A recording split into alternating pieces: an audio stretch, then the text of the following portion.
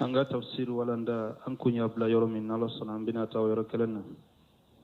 tafsir suratul anbiya ambo kono ayabi kono ton annani أعوذ بالله من الشيطان الرجيم فمن يعمل من الصالحات وهو مؤمن فلا كفران لسعيه وإنا له كاتبون والتوسير وحرام على قرية أهلكناها أنهم لا يرجعون بسم الله الرحمن الرحيم والصلاة والسلام على نبينا محمد وعلى آله وأصحابه وسلم تسليما كثيرا سبحانك لا علم لنا إلا ما علمتنا إنك أنت العليم الحكيم أستغفر الله الذي لا إله إلا هو الحي القيوم وأتوب إليه اللهم انفعنا بما علمتنا وعلمنا ما ينفعنا وزدنا علما آمين اللهم زدنا biye sibiri suye hijriya bakele ani kemenani ani binani ani fula shahru zulqada minye hijra sankalo tadi kelena bisu nyomugani sabanade miladi nasaraw ka jate bafula ani mugani kele sankalo wolon fula na bisu nyo o sabanay mbe bako jikorni goro fula masjid salamu kono أعوذ بالله من الشيطان الرجيم وحرام على قرية أهلكناها أنهم لا يرجعون على نهاية كنو على باك كايرا جيا دونك ولا هذا ما دونا مغو كشر على ني وكا على كنيا مركونك على يوبل من نوكا توي ni mogo mo ke ni ala yi halaki ite se kada sagi kana jiya kono abada tuguni de wa illa gharade ala ko wa haramu ala qaryat ahlakinaha ala ko ne ya haramu dugu mogo ni ne ala yu halakinu ka junubu de ne ya haramu ya uka annahum la yarjuna ko te sagi kana ni jiya kono abada tuguni jamakulu dugu mogo ni ne ala yu halakide ko bo jiyan kono nya haramu ya ulute sage kana jiyan kono tuguni حتى إذا فتحت يأجوج وماجوج وهم من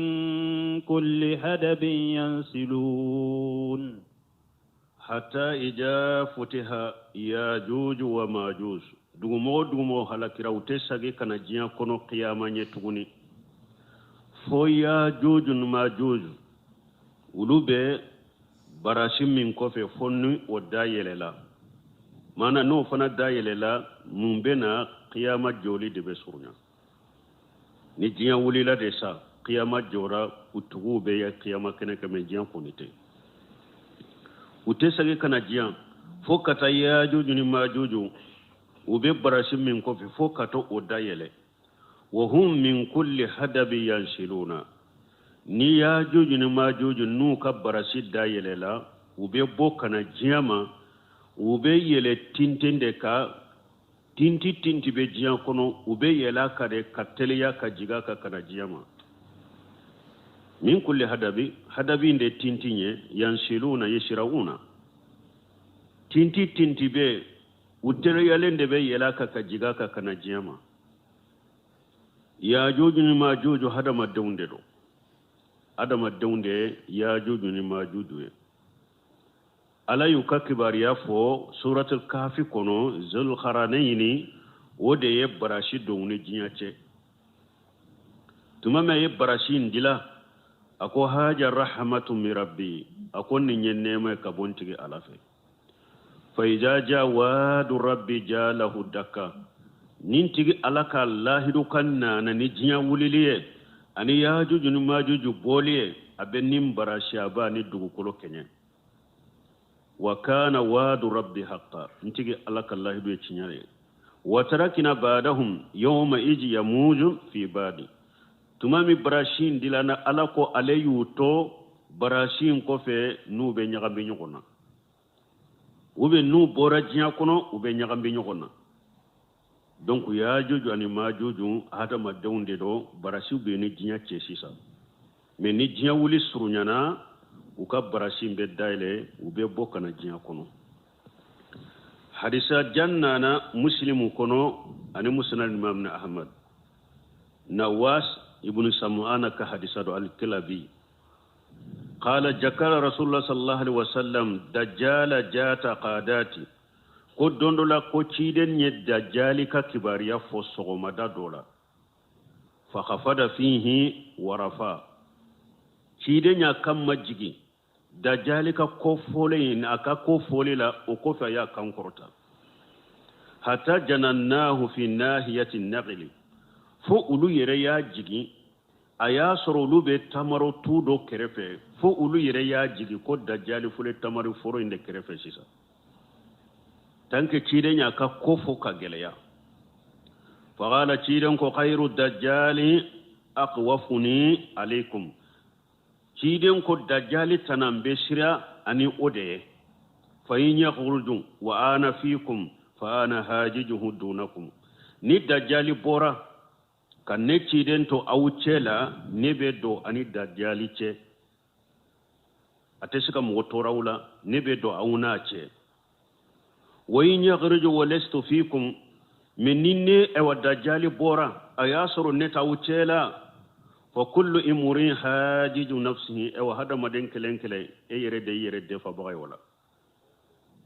ني دجال بورا كسر نتاوچلا مغو كلنكلي سا يرد بسكا دويناچه والله خليفتي على كل مسلم على انك نونا بلاي سلام كلنكلي لا وإنه تشيدن كو دجال فل سابو أكو فنان كايدة دو جادون قطتو أكو أكونشيغين كرولين دو أكونشيغي كسرو جادو يدي ني كونشيغي كرولين دو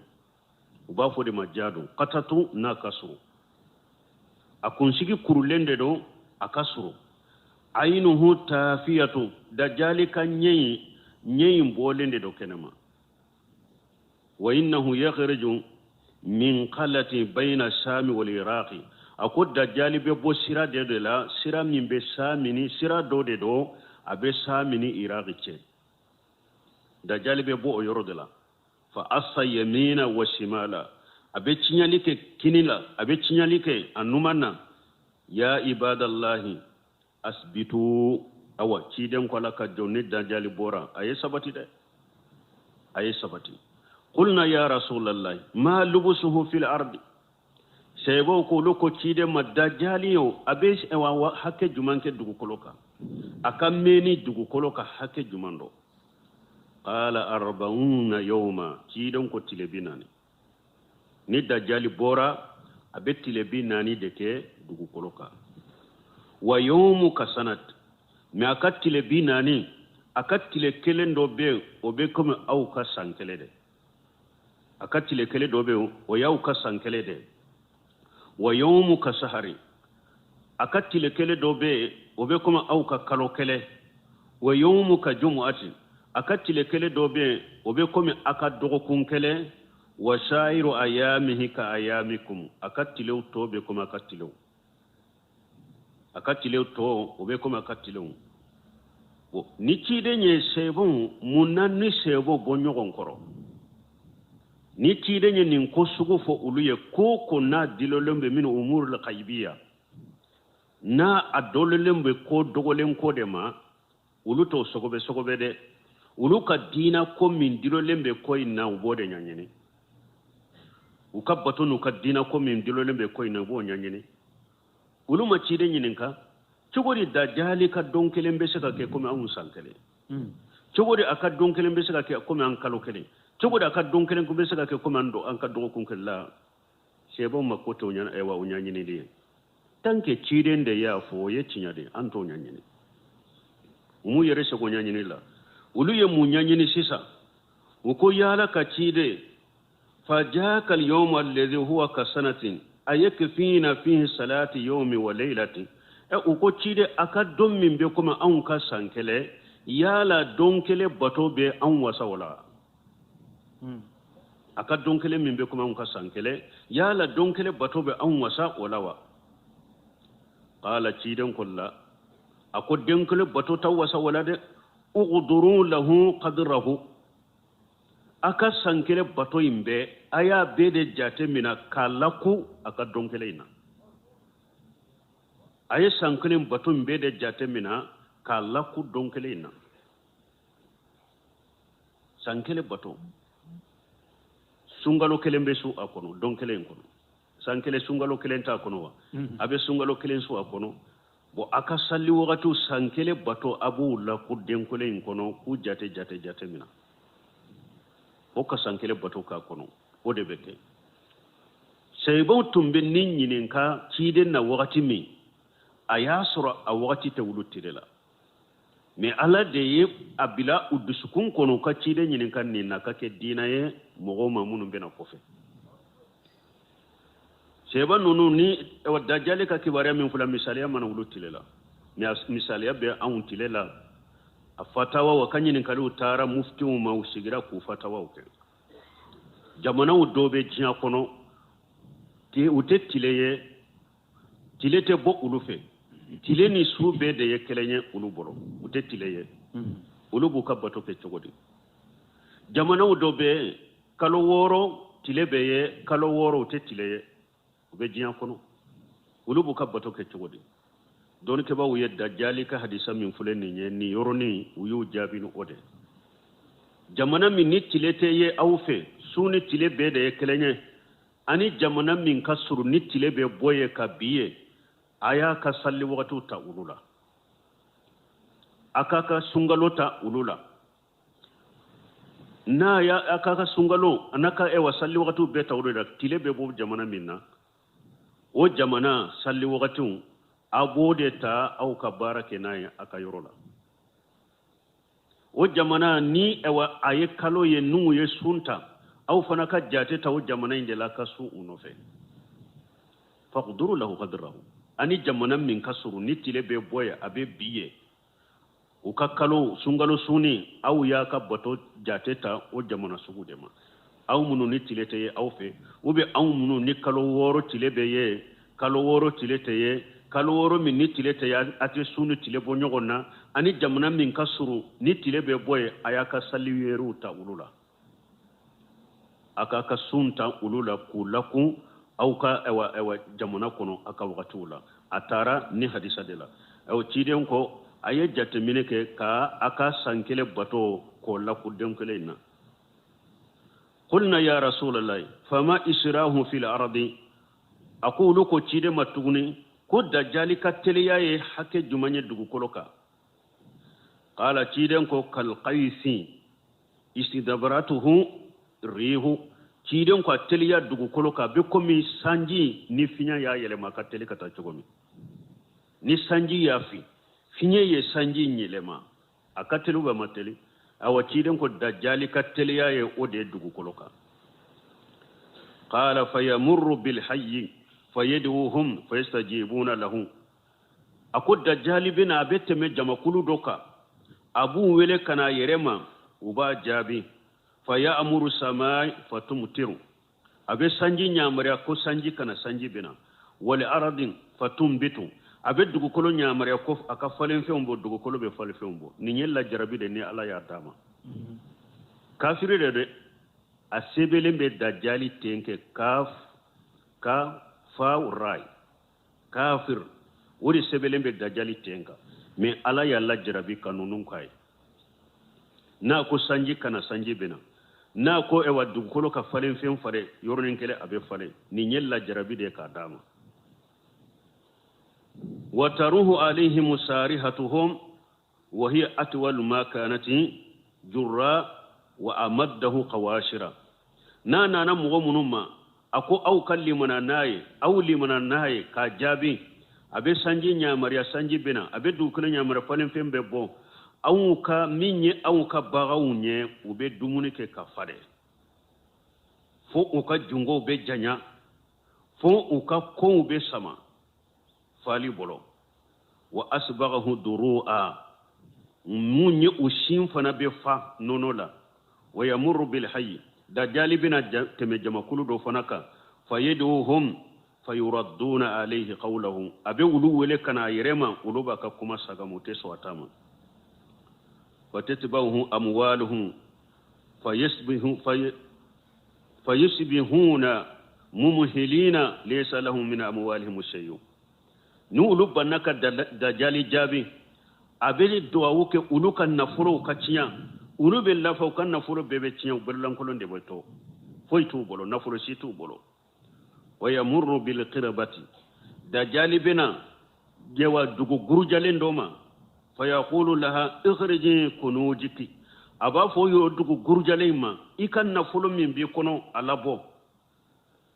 fatutibahu kunujaha kayasibin nahali o dugu kolo gurjale akan na folo be bo ka tugu nyogon ka komi diden cema be tugu nyogon ka togomi na folo be bo chogola qala wa yamurru bi rajulin fayaqtul fayadribuhu bi sayf akodda jalibina temeche dola kiden ko be ceyin faga abe ceyin tigani ba mure fayaqtahu jajlatayn aramiyatil qaradi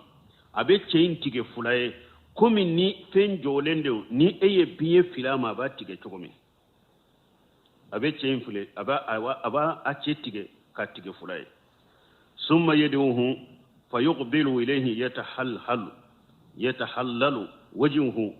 wa kufid ni aye ceyin tige fulaye ceyin su aba wole ceyin be nyanama ya kanyeshi dajalima fo anyew be yeleku fa bainama hum ala zalika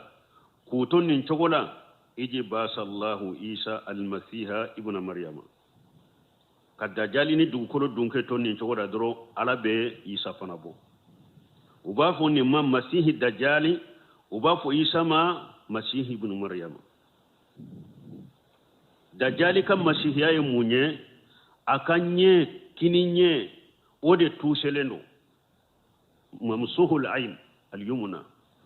aka kininye de tuselendo aleka dajjal aleka masihu ya wode isa kam masihu ya fana munye ujuratigi ni bana do de bila ni isa lo bi jinillah ala bi furake isa kam masihu ya wode masihu ibn maryama be bon fayanzilu inda limanarati albaydai saraqi dimisara isa abebo manaru jeman de do yorola minye dimisara o otile bonyoro abe isa be jigi yede bayna maharudataini abe jigi fini fulani nyogonche isa jiyan laba abe jigi ni hadisa be muslimu kono be buhari kono hadisa sahalende ninye hari isa be jigi yoromi ana jigi jogo kide nya be fo abe jigi yoro do de la manara jeman do de fe manara jeman do yoro la dimisara tile bonyoro abe jigi yende abe jigi fini fulani nyogonche wadi yadayhi ala ajnihatil malakaini ni isa be jigi abolo dalembe malika fula kamanka kinin bolo be malika doka numan bolo be malika doka wulu de be jigi nayi fayatibahu fayadrikuhu fayaqtuluhu inda babil luddi saraqi isa bitugu dajaliko yoro dobe bafo babu luddi tunsuru minye dimisara atile bonyoro la yoro dobe da dobe bafo babu luddi isa be ku dajali la yoro de la bafa qala fa bainahum kadhalika ij'awha Allah azza wa jalla ila isa ibn maryama kuto ola alabe wo hauci isa ma maryama denke anni qad akhrajtu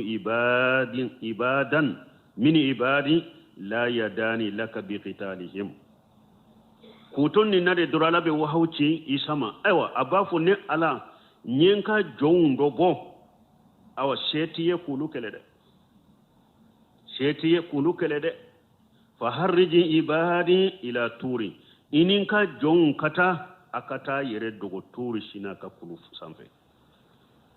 oye mo jumay dajjali ya jojo ni majuja de benabo ala ba fo isa nyinka jondo bo dogo koloka shetiye kulu kele de ini nka jon kata turi ka kulu ka kata ka yere koloshi fa yawasullahu ajja wa jalla ya juja wa majuja ala be ya juja ni majuja abe ulu fana bo komi ala ya fo aya kono wa min kulli hadabi yanshiluna tinti nuna nalma ube yela ka katele ya ka jigide fa yarghabu isa wa shahabuhu ila allah ajja wa jalla donc ni isa ani alaka jo munum be dugu koloka ubeta yele kuluka dajali ana ka jama bina dugu koloka nu ukunfolo nana ukachaya koso nu kunfolo nana baji minna kunfolo imbe baji mji bemi ni labaw nana uba fo antumbe fama wakati mi jide tumbe yamfana de kasoro folo de yami bon ni isa ani mogo tara kuluka ni chogola ni udeguna ewa isa abe ala deli ka fo ni jo munu fule ni nye ambe dogo yoro mununa ande gura sade ube ala deli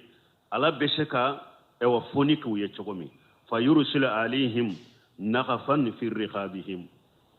to musugu dobe uba fo naghafa ala bo ci ko bila dajja ya juju ni ma juju aba o bila u kankono fa yusbihuna farasan ka mauti nafsi wahidati ube laba ube be dade komi dila komi ninkele mogo kele nimbe bo yoro ninkele chogomi de ube be nimbe bo chogo kele na yoro kele fa yahbitu isa wa shahabuhu fala yajiduna fil ardi baytan illa khadim lahu jihamuhum wa natuhum isa ni alaka jombe jigi dugu koloka ute so kolen soro dugu kolo inka fo dajali ya juju ni ma juju ya befa nu ka jamaye usu dalemba bela anu ka kasay dugu kolo beta fa yarqabu isa wa shahabuhu ila allah azza wa jalla awa isa be ala deli tugune masami ka ba korta lendo aba fo anti ala usara anjigi na dugu koloka me so side te dugu koloka jo yoro side te dugu koloka uka su ya befa uka kasa yoro beta abe ala deli ala beseka uka su fana bo dugu koloka chogomi ni hada madumbe sigi yoro ni jo yoro so abe dama kaskata alama fa yursilullahu alaihim at-tayra ka anaqil bughti ala be kono sugu do ciya juju ni ma jujuma o kono in kabbo kono imbe komi nyame sugudo be arabu buron ale kabbu katame nyame utoka uba fo ama bugoti o nyame kambe chogomide o kono be o chogodela ala bo kono sugu ci kana fatahmiluhum fatatrahuhum haythu sa Allah ubina kaya juju ni majuju kusuta katu fil yoro la yoro min yalla jiya betu filiye qala ibn jabir فحدثني أتاو ابن يزيد سكسكي النكابي أو غيره قال فتترهم بالمحبل ويرد رباف محبل قابتو فيلي ويرد له قال ابن جابر فقلت يا أبا يزيد وأين المحبل كم محبل بمي قال متل أسمس قتل ويرو قال ويرسل الله مطرا لا يكون منه بيت مدر wala wabari arabaina yoma wala nin kera dajali nunu su bora dugu kolo kanin chogola ala be sanji do fananati sanji mbe tile bi nani de ke sanji mbe jigidro bo sote we wasomin dilale ni sinde komi tanta sanji afsite to fo sanji mbe shi abema fa yughsilu li arda sanji fana be dugu kolo inko hatta yatrukuha kajalqati awa dugu kono fana jelende beto komi dungare abe dugu kono imbe ko ka jelento komi dugare wa yuqalu lil ardi ambiti samaraki wa ruddi barakatiki donc ala ba fo dugukolo ye abe fo dugukolo ye dugukolo ika falen fenw bon ika yiridenw bon barika min bila a bon qala fa yawmaji ya'kulu nafar min urmanati fayatajilluna biqahfiha wa yubariku fi risli ako odo ala be barika do falen fenw na barika be do yiridenw na mandiredi kele hadama dun ba dun jamade ba dun mandirini fana min ye afara aboshe ke ko komi tanta kashiga koro danko abe bonya wa yubarika fi rishli awa ala be barika do fana nono fana la hatta inna lihiqatan min al-ibli la takfil fi ama min an-nas fo min ye nyame kele nono o bese ka jamakulu caman de labo aba du kafa nyame kele nono wallahi qata min al-baghri takfil faqja minye awa misi kelen fana na abe biri aka nono abe du dabo mana ce kelen ka den abo bo faqja yode wasatu min al-qalam takfi ahl al-bayt minye awa bakele aka nono tanke ni barika be do bangula nono be sorola ba kelen kan nono abe du kelen mugo bo abe du kelen mugo aba ubo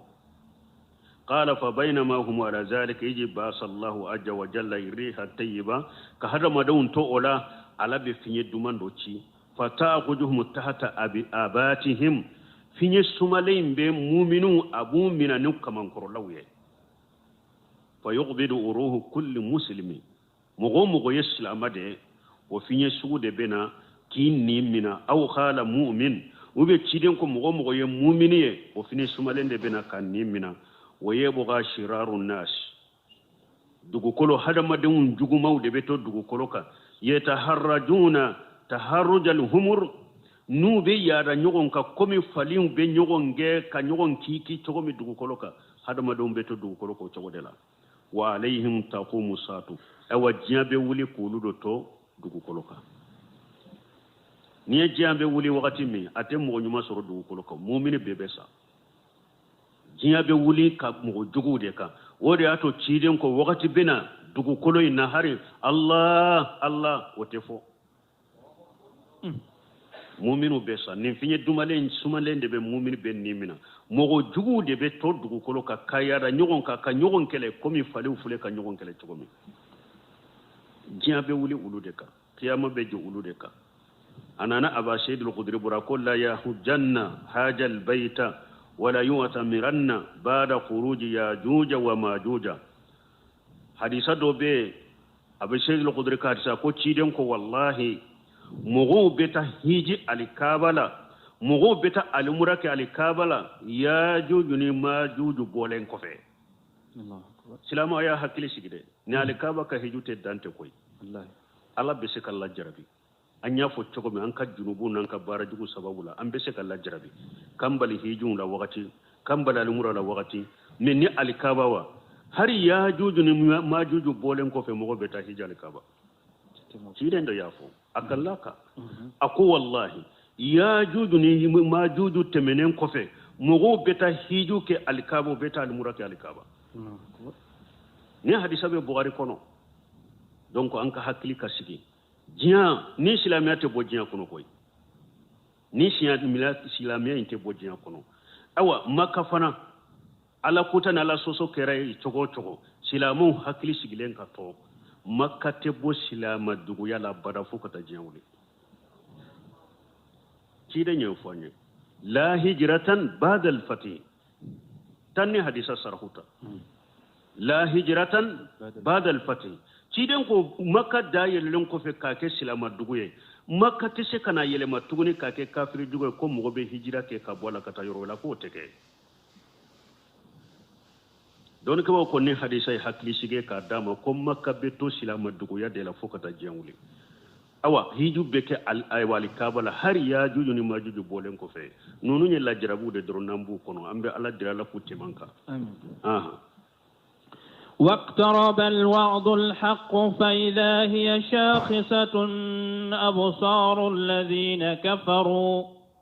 يا ويلنا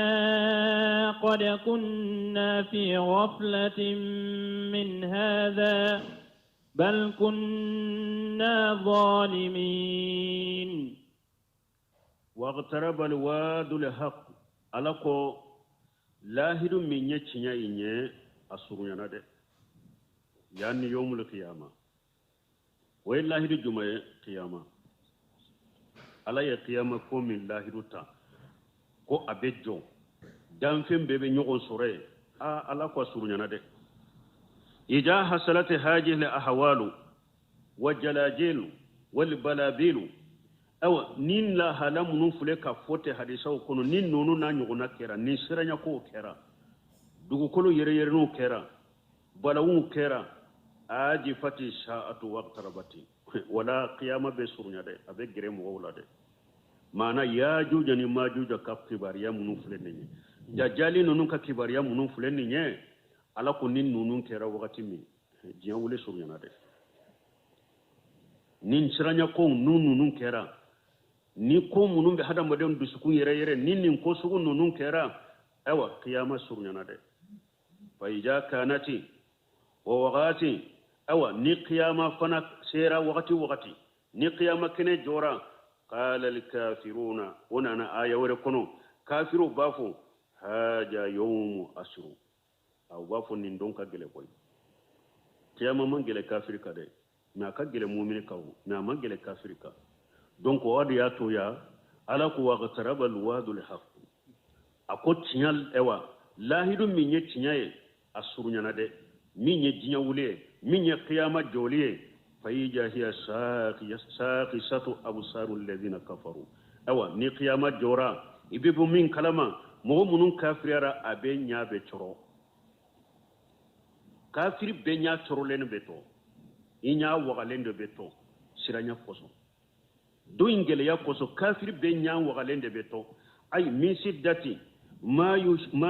يشهدونه من الأمور الإذان ube ko belebele ba munun nya unyana anu be sereya ko belebele ba munun na obe ke sababu nya wagalende beto kakabako siranya ni jatige bulo kafir be nya wagalende beto kiyama keneka oba fo ya waylana halaki be ande wesa hari kunna fi qaflatin min haja antum be jin kun wati me awnyina na ni ndoin ko koy antum be nyina na ni ndoin ka kibar yalla koy bal kunna zalimin o ko fe wirobe jonko alafo ka jow ka junubula o bafu ayi anyire kunde kera anyire kunto nyo bagay ya tarifuna bijlumihim uyorobe wa uka tonyalifo li anfusihim haythu la yanfahum zalika uyerebe jwala ka jonko alafo ka fotiyala aunde kera anyire kunto nyo bagay ne benni fo domme ado o te fen nafa o do afoli nafatala nafa be domin nimi sallaka sagi ko ye jiade adama de min be hilan fulanka fo yaminna ibe kafir yaminna ibe bidiya minna ibe ala soso minna wala yikan nimisa yika sagi ko herabu odela nafa bu odela me qiyama kenen nimisa nafa jumambola nafa sistola إنكم وما تعبدون من دون الله حصب جهنم أنتم لها واردون إنكم ألقوا كافر يقول تعالى مخاطبا لأهل مكة من مشرك قريش على بيافو يا مسامين كورتا لندو نابي مكان كون كما نيغونيا مغو منون كيرا مشركيه مكان كولا ومن دان بدينهم من عبادة الأوثان أني مكان كو تومبي بودي باتو سوغو مناني مغو يو نيغوناكي كافين وري باتو كفارا علاكا ني آيا كامبي فانا مدي مكان كو درونتي دي مغو فانا ني اي موني ماوندي جو يبا باتو ايوا أوثان يموني minye ka iri bato ube ka tungu bato ube ka fara bato koma be jamana nunun kono chogo me jinyo ube ta kantigele ko nunde wasana fengure minte alai akera jinye akera iri jolende sawa akera kuru de sawa e beta akera kaburu de sawa e beta kantigeli ke odela ka sujuri kode ka dafalen kode bato e bode ke obe tamasili do saba ka pendila ka bila ewa nima fendo saurala e ba ke kode bato ewa alako innakum aw mushriku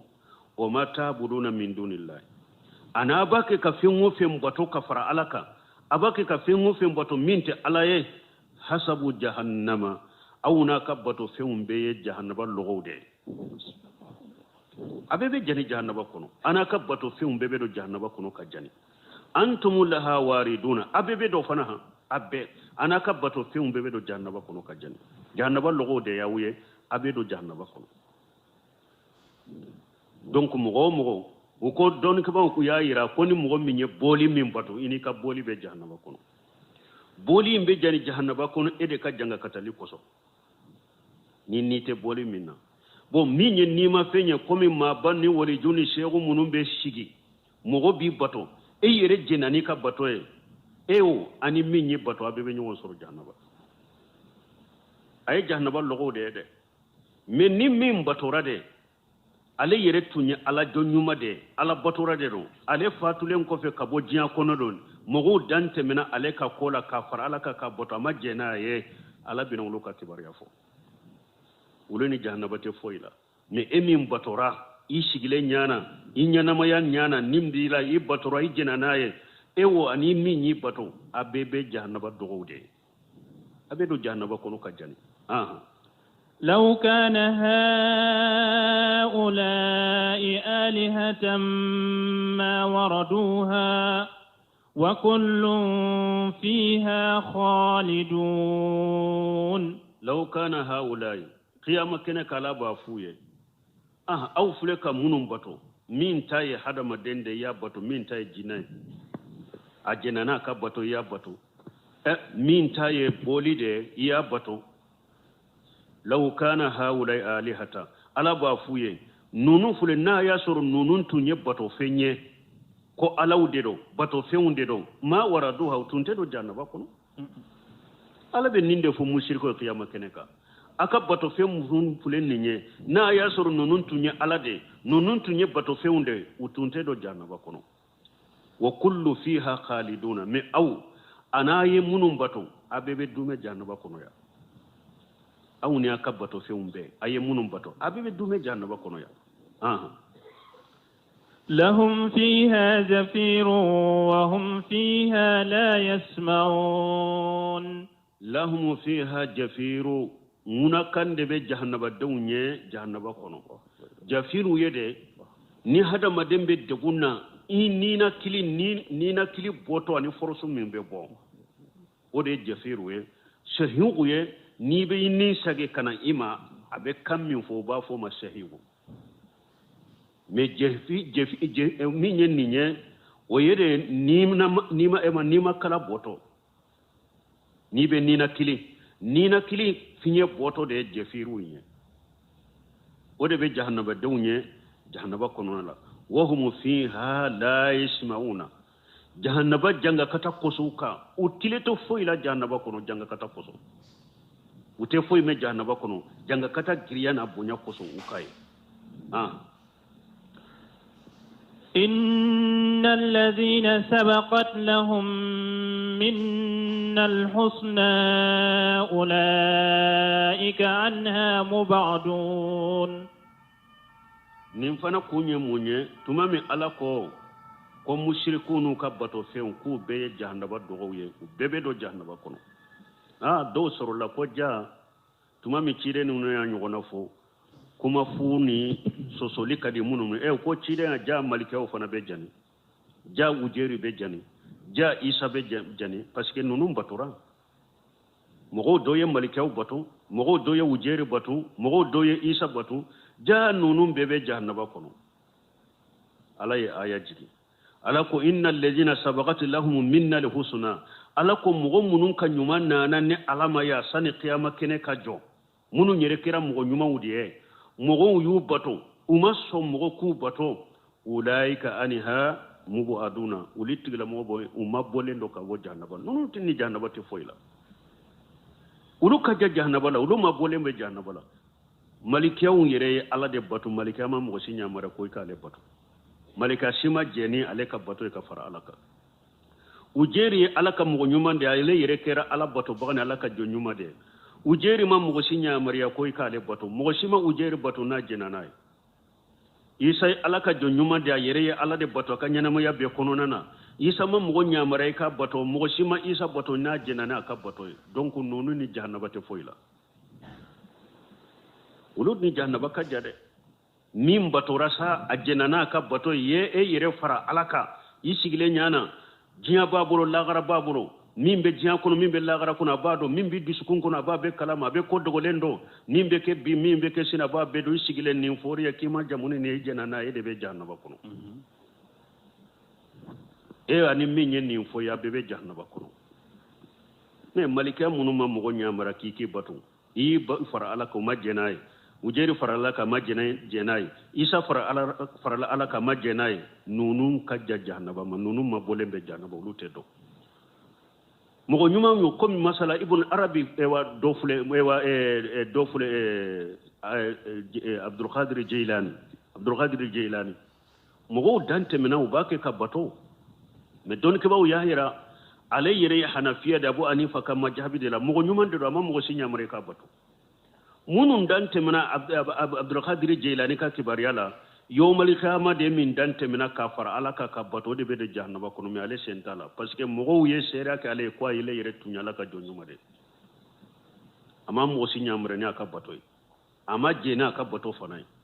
donc e min dante mina ka kibariyala de be jahannaba ale tede donc mo na bato rada ama jeni aka bato ye ale yere kere mo nyuma ye ale ma bolembe jahannaba ma me mo ni bato ki far ala kay yere jenanaay e wo ani min ni bato abe ñu soro jahannaba ko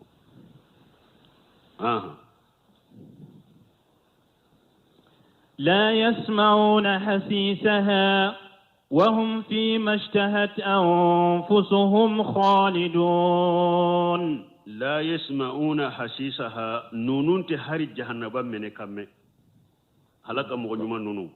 uma bolembe jahannaba e wa har jahannaba mene ka utame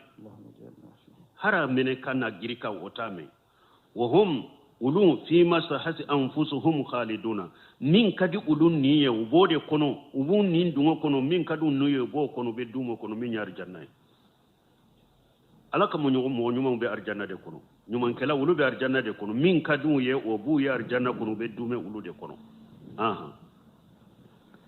لا يحزنهم الفزع الأكبر وتتلقاهم الملائكة هذا يومكم الذي كنتم توعدون لا يحزنهم الفزع الأكبر من قيامك جربين وتنونو لفجنو mana joro min be qiyama kina do ko nin joro ye munye tuma min ni qiyama kene mo jora qiyama kene ka abdurrahman sadi bo fo ka tafsir la ini jahannaba de bena jahannaba bena qiyama kene ka ona na hari sawrela laha 70000 jimam jahannaba nunjuru babi wolon fula o de be jahannaba la nunjuru kelen kele be abe malika babi wolon fula bolo ni jahannaba na qiyama kene kan na girina ay qiyama kene mo dinne man ko du na girina na malikiya imbe jahannaba forso kama bebe nyongira kumbele ka ni qiyama kene dunke wiye jahannaba ye nin chogola ni ye jahannaba tasuma yegaru tasuma be femission munu fili ba fo tokomi kami aga tasuma kami ka annahum jimal sufuru ko Allah ko jahannaba tasuma kami ma ba fila abe ko min ni ewa kal khasr kannahu jimalatu sufuru akata suma kami ni mi ba fili abe ko mi etashi de ne ya fili sanfe abirelendo ko mi nyame bile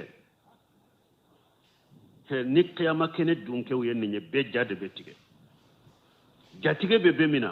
me ni mo nyuma nunu qiyama kene ka jatige min fule ni nyate wulu fujunu alete wulu fujunu lu to ni jatige indo watatalaqahumul malaikatu awa malikaw de bu kumbe qiyama kene ka fana nu boro uka khaburu kono ubena qiyama kene ka alaka mo nyuma nunu malikaw de bo kumbe haja yawmukum alladhi kuntum tu'aduna ewa ala ya ka don min kallahi do ta'wiye o don de fulen ni nyade aw kana sira kana joro ala ye don min lahiru ta'wiye ko abe sara don min abe do arjanna kono don min abaw nema don min o don de fulen ni nyade malikaw bo kumbe de kanin kuma fuye ala ko kanye min ya rabbi يوم نطوي السماء كطي السجل للكتب كما بدأنا أول خلق نعيده وعدا علينا إنا كنا فائلين يوم نطوي السماء كطي السجل للكتب ala ko qiyama do ko ale ala abe sankaba wolon fulayin kuru kamina akinin bolola komi sebeli kela nya ya ka papier sebe abe papier kuru sebeli na chokomi ona na hadisa do kono inna allah yaqdidu yawm al-qiyamati al-aradina ala bidugo kolomina qiyama do wa takunu samawati bi yaminihi sankaba wolon fulayin beke akinin bolola ala be sankaba wolon fulayin kuru kamina kinin bolola komi sebeli kela ni aba ka papier kuru aka sebeli la chokomi ka tay sejeli lu kutubi alla nyini ye ninde komi sebeli kela ale be papier kuru sebeli wa chokomi ay bun kashiri ko ka tay sejeli lu kutubi ay ala li kitabi bimana al maktubi komi sebeli kela be papier kuru sebeli la chokomi awa ala be sankaba wolon fulayin kuru akini bolola o choko kelende la kama badana awwal khalqi nu'iduhu komi ne ala ya awda mina kawda kauna ti jiya kono chokomi de awa mbawu sagi o choko kelende la qiyama ana na jiya kono chokomi ne ala ya awda kana ti jiya kono chokomi mbawu sagi kawba ka kaburu kono kauna ti qiyama keneka o choko kelende la ko ciide ñoo fana foñi sallallahu alaihi wasallam ibn abbas ka hadisala ako ciide ngulula dondola kulu waju fa qala innakum mahsuruna ila allah jalla jalla ciide ko aw fule hadama don abe fara ñugon kana alama qiyama keneka hufatan asinan kolon uratan afarlan kolon quralan abolo ko leunte har min tigera ka boyla jiya be sagi kade abe sagi lade hadama dem bori ba kono cogo mi kana jiya kono bebe na qiyama kene ko chogo kelende la har gareti la ifar lankolo de lo ise nankolo de ewa ibolo ko lente fana bebe na qiyama kene ko chogo de la belankolo dondola ni fole chiden ko amba ise to ko chide ma chewnu muso belankolo be nyogon ka chew be muso be chiden ko ya aisha to le amura saddu min jalika ako aisha to ko ka geloma hakile ka fule ka jigi minna qiyama ko ka boma qiyama ko ka gelema mugo hakilite yire law janko mogore ko ka boma addo ko ka gelema addo ewa hada madam bobe alafe anana hadisana buhumu abolo lankolo iyado nun ko karase miliyari tigi e chogo ambe miliyari tigi fantan kulen suudo chogomi miliyari tigi fana be jiga ka kabur kono chogo kelende la hari so bombo kelente faraka wallahi jankon na folo ilankolonde nana ninjia kono ilankolonde be boa kono ilankolonde be na joqiyama kenega foyti bolo farlankolo senna kolo tigelente drome kelenti bolo komi alayi nati jiya kono chogomi abino chogode la tuma mi chide nyen nin fo ayenne aya kala kama badana awwala khalqin nu'iduhu komi ne alaya awda kaunati jiya kono chogomi e wallahi gara mbawu sagi kaunati qiyama keno chogo kelende la wada alaina ni nyellahidu de ne alaka inna kunna failina ne alabe ninke koy ne alabe ninke mimbi labbe de men ninke li sikasitala nimbeke de belan kolombina do alala komina na jinla chogomi ولقد كتبنا في الزبور من بعد الذكر أن الأرض يرثها عبادي الصالحون ni aya ala banki bariya masamin korota lendo ko ala ka jonyumo jinya kunna diya ye wulude taye jinya dugukolo ye wulude taye lagara arjanna dugukolo ye jonyumawde taye alako walaqad katabna fi jabur alako ale ya sebe kitabu jigilewna nin jabur te komi kitabu kele kitabu jigile ala ya asebe kitabu jigilen kono tawreta bola injila bola qur'ana bola jaburu bola ala ko ale ya sabe wallahi ne ala ya sabe kitabu jigilen kono min badi jikirin kelen ko fe ka sebe lahul mahfudula mana nin kuma min fule ka fo ninye asebira kitabu jigilen be kono abe lahul mahfudu fala kono sana ala ka sebe lahu e kitabu jigilen kono ya sura ala ya sebe lahul mahfudu la folo waye jumaye anna li arda ko nin dugukolo min fule ninye yerisuha ibadiya salihuna ne alaka jonyumawde be nin dugukolo cinyata dugukolo yewulude tay ni sebera allahul mahfuda wa asebera kitabu jigilen bela ko dugukolo alaka jonyumawde tay anana ayawde wore kono suratul araf kono inna li arda lillahi yurisuha man yasha'u min ibadihi wal aqibatu lil muttaqin obe suratul araf kono dugukolo ye ala de tay aba cinyeta kadi mugoma minya ja ka jonna wal aqibatu lil muttaqin qul labon ko nyuma be di alani sanaya bawdema aya min fuleni nye do ko arjanna dugukolo de be ke mu'minu ciye wulu yukaddir lake munye ko abe suratul jumaru kono wa qalu alhamdulillahi alladhi sadaqna wa'dahu wa awrasna lil ardan netabawwa min aljannati haythu nasau faniama ajrul amilin munun ko ala kambe arjanna dugukolo ndema wulu yo wayata ko dugukolo min ciye fuleni nye ko arjanna dugukolo de do don munun fana ya ake jinya dugukolo ye wulu fana yuka delake jumaye wa'adallahu alladhina amanu minkum wa amilus salihati alladhi lahidu tamuye awla mugo munul liman yara ani mugo munun ye bara nyuma ke la yastaghlifannahum fil ard fonne ala kanu kenno na bilaye dugukolo ka kama astaghlafa alladhina min qablihim kumi mugo munun temenanye ulu kenno na bilaye dugukolo ka chogome wala yumkinanna lahum dinahum alladhi artada lahum ukadina min fulenni nyimbina ma fancha kewye ukadina la chogo min kadini alay donc munun fana ko jinya dugukolo ka yewa la nyini be jinya ka dugukolo de la u fana yenninde fo mais kuma sahale nye minya bu fula bedeta wodi ato bun kasiri ko min sa'adati fi dunya wal akhirah alaka jonyumo jinya dugukolo ciye be di awde ma dinga ka dugukolo e awde tay alaka jonyumo arijanna fana dugukolo ya awde tay jinya ka dugukolo e je jonyumo de tay ciye be dugulude ma arijanna fana ka dugukolo e alaka jonyumo de taro ciye be dugulude ma aye mba fula beta donc mbalima wode ya to nko batul maqdis ko min fulen ni nye doni ke bawo bebbe nemba ka batul maqdis tin silamani mo wasice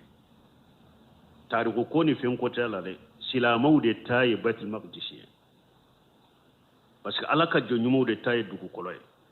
mais min nya to atambolo amarali tambolo anya fo ciko manya qur'ana de bila